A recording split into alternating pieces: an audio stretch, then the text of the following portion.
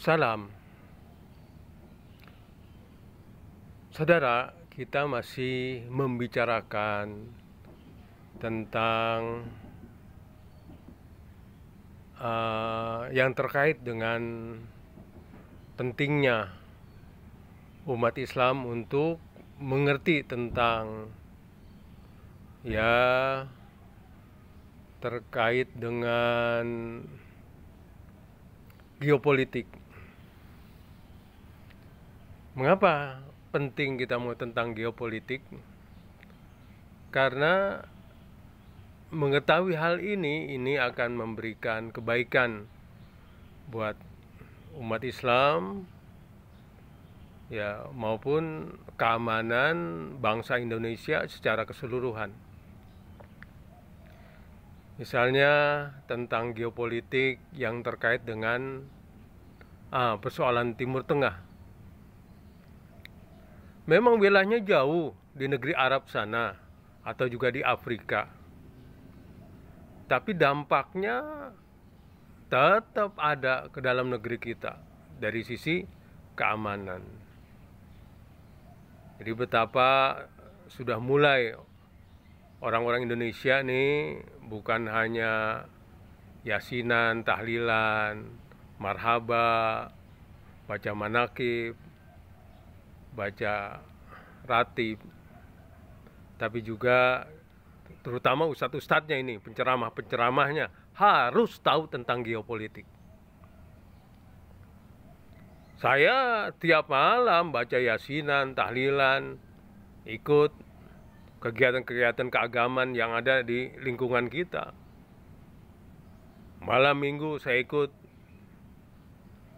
baca ratib.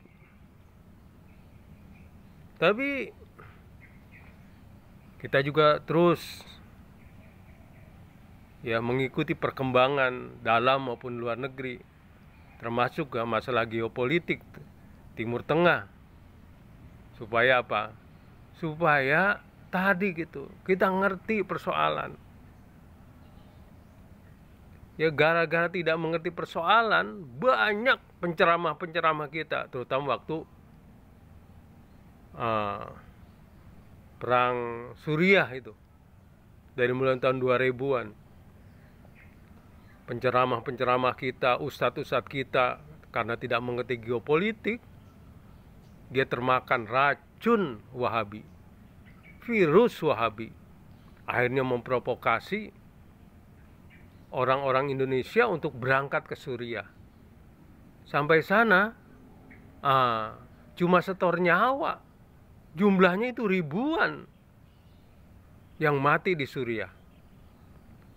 Banyak kita membaca, kita sedih. Misalnya ada satu keluarga, dia jual itu rumahnya, berhenti dari pekerjaannya, pada kedudukannya tinggi, berangkat ke Suriah sekeluarga, anaknya dibawa juga, dengan janji-janji bahwa di sana telah berdiri negara Islam,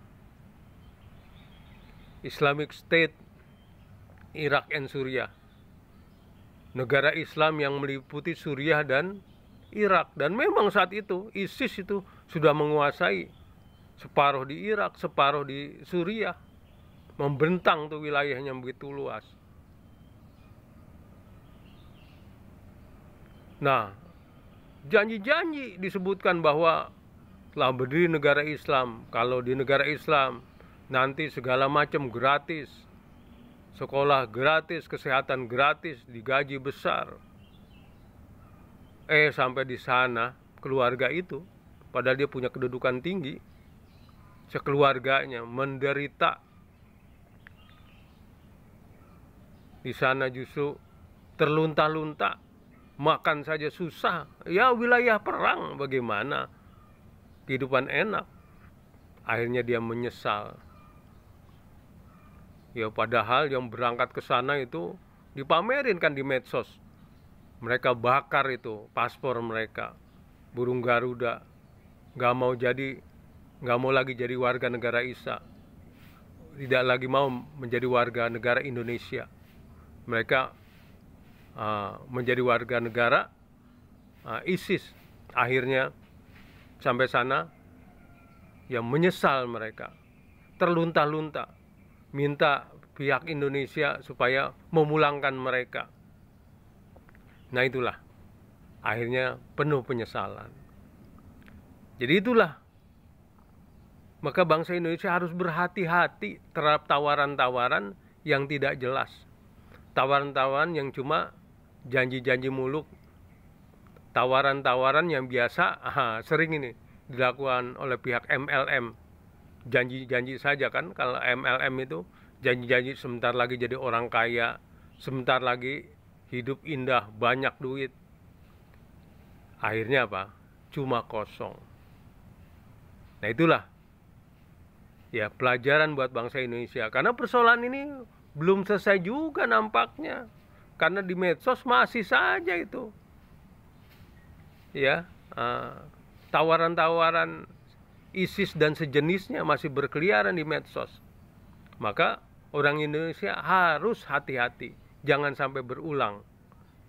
Ya, dalam kasus perang Suriah, termasuk ustadz-ustadz ceramah-ceramah, mulailah, jangan cuma yasinan, tahlilan, jangan cuma acara-acara keagamaan saja, ya yang sifatnya seremonial, tapi baca. Jangan sampai kena virus Wahabi yang akhirnya menjadi penyesalan buat ribuan orang Indonesia yang terlunta-lunta di Suriah. Wassalam.